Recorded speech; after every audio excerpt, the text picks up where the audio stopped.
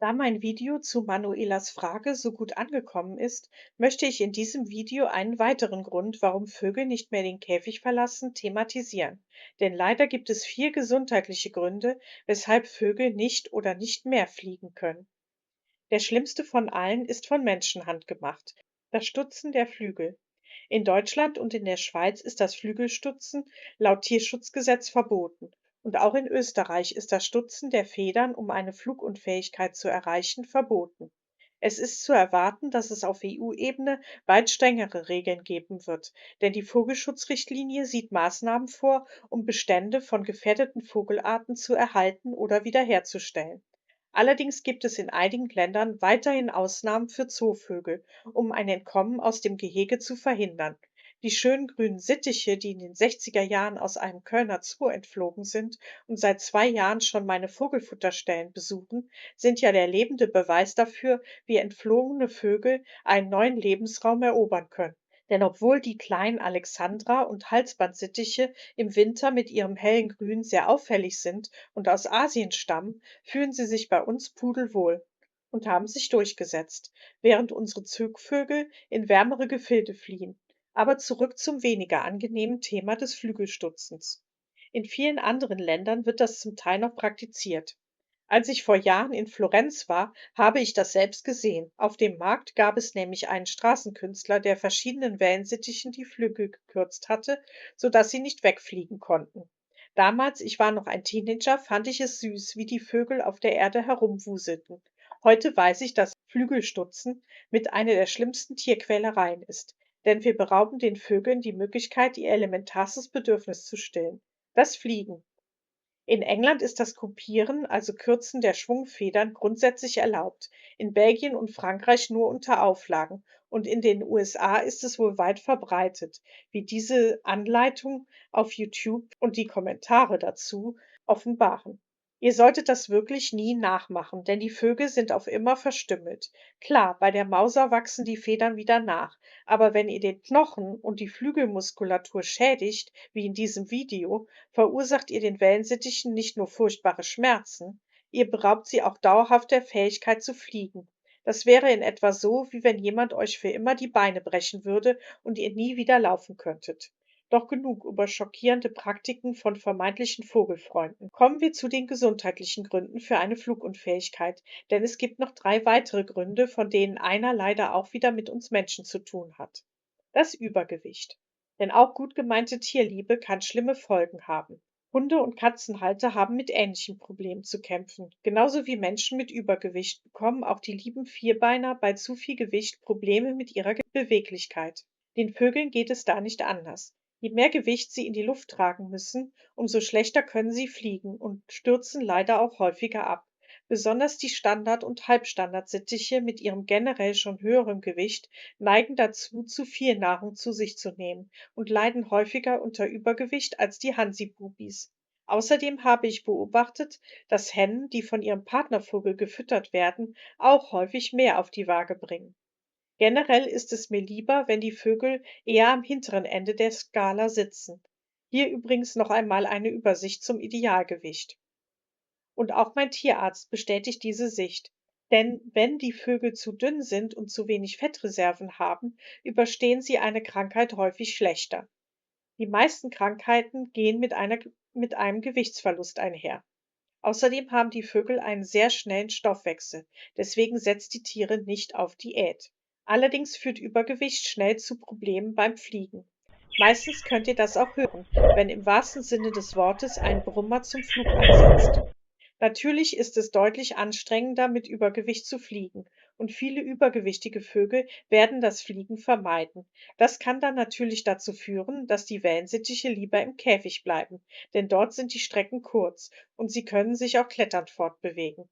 Ihr könnt diesen Vögeln den Ausstieg aus der Voliere oder dem Käfig erleichtern, indem ihr Baumwollseile, Spiralen oder andere Kletterhilfen anbringt. Dann können die Vögel auch ohne große Flugstrecken überwinden zu müssen den Käfig verlassen und die große Freiheit genießen. Der nächste Grund hängt manchmal auch mit dem Übergewicht zusammen. Die Brustmuskulatur ist zu schwach, um die Vögel in die Luft zu tragen. Denn um gut fliegen zu können, brauchen die Vögel starke Muskeln, die das Flügelschlagen im richtigen Takt ermöglichen. Im Alter werden die Muskeln auch bei den Vögeln schwächer und Übergewicht kann die Muskeln auf Dauer auch stark fordern. Denn natürlich müssen übergewichtige Vögel mehr Kraft aufbieten, um ihren Körper in die Luft zu heben.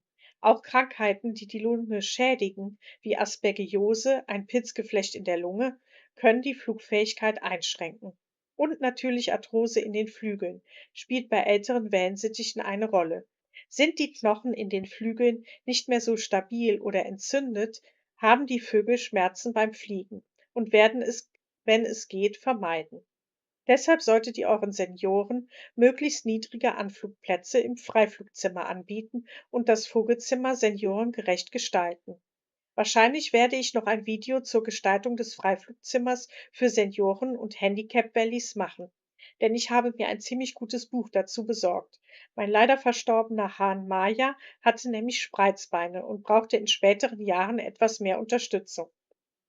Aber zurück zur Brustmuskulatur.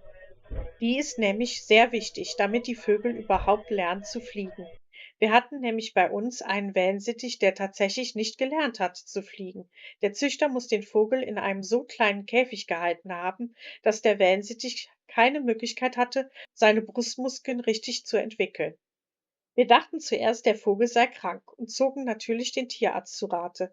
Aber der Wellensittich Benjamin war gar nicht krank. Seine Brustmuskulatur war schlicht unterentwickelt und wir mussten regelrecht mit ihm das Fliegen üben. Zwar wuchs mir Benjamin, den ich wegen seiner hübschen Pastellfarben immer Marzipan genannt habe, dadurch sehr ans Herz, aber ich hätte liebend gern darauf verzichtet, ihn auf der Hand herumzutragen und war wirklich sehr froh, als er das erste Mal ganz alleine geflogen ist. Zum Glück hatte diese kleine Anekdote ein Happy End. Aber ihr solltet wirklich keine handzahmen Wellensittiche kaufen, denn meistens stecken solche oder schlimmere Tricks hinter den Angeboten der Züchter. Nun der letzte Grund, Gefiederstörungen. Manche Viruserkrankungen wie die PBFD, das Polyomavirus und die französische Mauser führen dazu, dass Federn entweder nicht richtig oder gar nicht nachwachsen. Alle drei Krankheiten werden von Mauser zu Mauser schlimmer und es gibt auch leider keine Heilung für diese Krankheiten. Da wurde an einer Impfung gegen die Zirkoviren und das Polyomavirus geforscht, allerdings habe ich bisher noch von keinem Durchbruch gehört. Am Ende sehen die Vögel ähnlich wie ein gerupftes Huhn aus und verlieren natürlich ihre Flugfähigkeit. Leider gibt es auch in diesem Bereich einen negativen Einfluss des Menschen und der Vogelzüchter. Denn unter manchen Züchtern war oder ist es vielleicht sogar noch Mode, sogenannte Featherduster, Staubwedel, zu züchten. Diese Wellensittiche zeigen ein abnormales Federwachstum. Die Federn wachsen viel zu lang, bis sie sich kringeln und der Vogel wie ein kleiner Staubwedel aussieht. Was so lustig wirkt, hat leider schlimme Folgen für die Wellensittiche. Nicht nur, dass die Vögel wegen der abnormen Form ihrer Federn nicht fliegen können, die Tiere werden auch nicht alt und sterben nach spätestens einem Jahr an zum Teil schlimmen Krankheiten infolge zahlreicher Gendefekte, die für diesen wirklich dämlichen Trend in Kauf genommen werden. In Deutschland ist die Zucht dieser Staubwedel-Wellensittiche zum Glück mit einer Novelle des Tierschutzgesetzes 1998 verboten worden. Viele EU-Länder verbieten solche Qualzuchten mittlerweile zum Glück auch. Trotz des traurigen Themas hoffe ich, dass euch das heutige Video unterhalten und auch gefallen hat und dass ihr zumindest einige wichtige und vielleicht auch neue Infos mitnehmen konntet. Hättet ihr ein Interesse an längeren Videos wie dieses oder sind euch Shorts lieber? Ich würde gerne einmal im Monat ein längeres Video zu bestimmten Themen posten.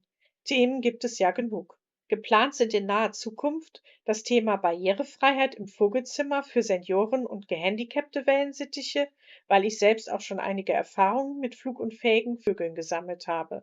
Und natürlich das wichtige Thema Hygiene und Reinigungsroutinen. Habt ihr Themenwünsche oder Vorschläge? Postet sie gerne in die Kommentare. Vielleicht habt ihr auch schon Fragen zu den beiden Themen. Ich nehme sie gerne für die Vorbereitung der Videos mit auf.